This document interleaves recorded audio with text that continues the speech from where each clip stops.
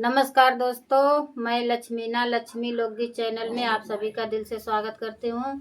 मैं आप सबके बीच में लाना चाहती हूँ भक्ति गीत। ये हमारी देवी पचरा गीत पसंद आए तो इतना इतना दुलार प्यार देना। अपनी इस छोटी बहन का मदद आप लोग जरूर करिएगा। कमेंट बॉक्स में जरूर बताइए देवी पचरा गीत कैसा लगा। शेरों पे सवार होई के बोला दुर्गा मैया हो गंवार लोगवना। मैया के भाषावा न समझई हो गंवार लोगवना। मैया के भाषावा न समझ हो गंवार लोगवना। भाषावा त समझो हिया मलिया के छोकड़वा हो कि हो त भोरवना। मैया के गजड़ा ले चढ़ाव हो कि हो त भोरवना।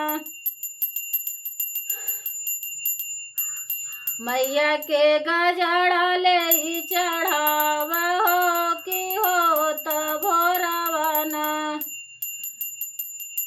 शेरों पे सवार होई के बोला दुर्गा मैया हो गंवार लोगवना। ओनकर भाषावा न समझ हो गंवार लोगवना। भाषावा त समझो हिमाली आहिरा के छोकड़वा हो कि हो त भोरवना।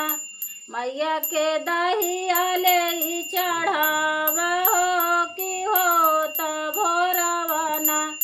मैया के दहिया ले चढ़ाव हो कि हो त भोरवना।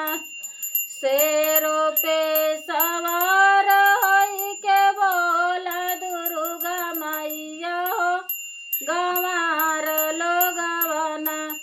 ओनकर भाषावा न समझ हो गंवार लोगवना।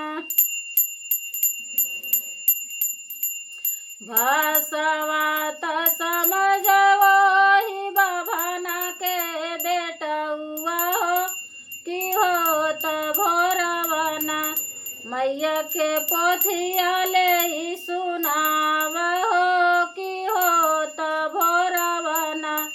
मैया के पोथिया ले